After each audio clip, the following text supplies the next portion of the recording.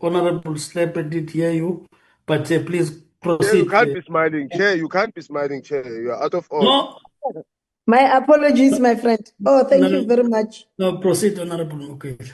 Thank you very much, Chair, and greetings to you, members of the Portfolio Committee, Minister at long last.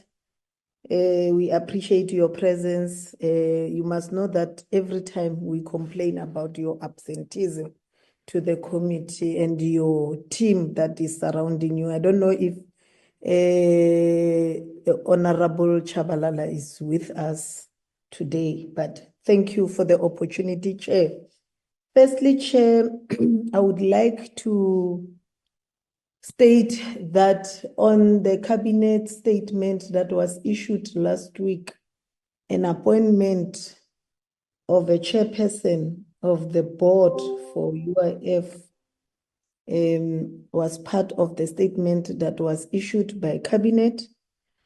And I find it categorically disturbing to find out that Mrs. Penny Lope Manase has been appointed as a chairperson of this problematic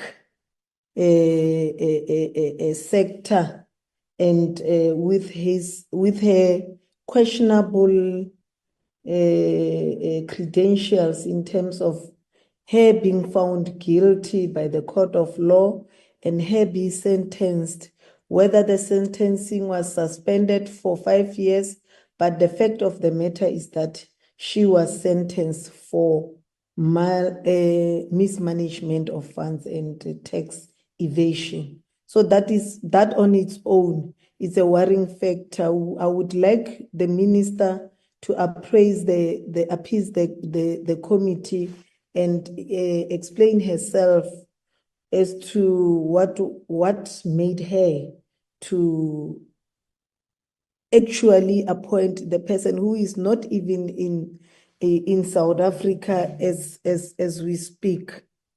It's a matter of a concern. Knowing that the role of the chairperson of the board is one of the critical role, because she has to advise the very same minister. So if you are a delinquent, especially on matters of finance, how are you going to advise accordingly the minister and also the UIF, especially on legislation and day-to-day running of the implementation of the legislation itself. So it's a worrying factor for me, Minister. Another matter that I want to put to the attention of the committee is that when we were in the Northwest Province, I personally complained and raised a concern in terms of how the matter of LEP was executed in the Northwest Province. It was clear that the department does not have a clear indication as to, one, who are the beneficiaries, two, how did the beneficiaries of the Northwest being appointed, second, and where in the Northwest, especially in the municipality that I happen to come from and in the region that I happen to come from. I raised a matter that what was presented is not what is happening on the ground. But I thought that today's presentation will highlight in depth the performance, especially to the provinces where the program has been implemented and what are the shortfalls thereof. So the presentation is silent on that, because if you want to measure your performance, you have to check where you are performing and how is the performance and what are the shortfalls and how are you going to address those shortfalls. Unfortunately, we did not get that. What we are getting is that there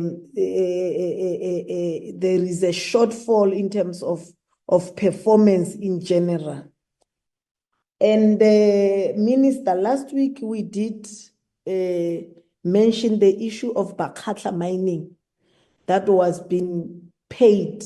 The money that we know was 800 million, but your deputy minister disputed that amount of money of 800 million. He said he's not sure of the amount because he did not think we will raise that question will be raised, but it's lesser than 800 million rather by TERS. But I can tell you now, as I'm speaking to you, lots and lots of young people are stuck in Murule Mall, in Solsport, in Ward 9 and Ward 22 of Moses Kotani. They are stuck. They were told to come and work, only to find out that that Bakata that was being provided with, funded with money, has been the doors of the mine is closed. So I would like the minister to explain to us as to actually what happened to the money that was allocated to Bakata, and how do you monitor the allocation of that money? My other question, Minister, we can see that there is a failure in the UIF complying or meeting its target. My other question, Minister, we can see that there is a failure in the UIF complying or meeting its target. So what is the department's monitoring mechanism is there to make sure that the UIF comply according to what it's supposed to do, it meets its target like that? There's a presentation that said out of 360,000 participants, only 28,606 have been appointed. So what is the delay that to make sure everybody that was targeted, that was appointed, has been absorbed? The other thing that I've realized, Minister, is that there's a lack of planning. There's a lack of capacity to deliver the objective of the lab program.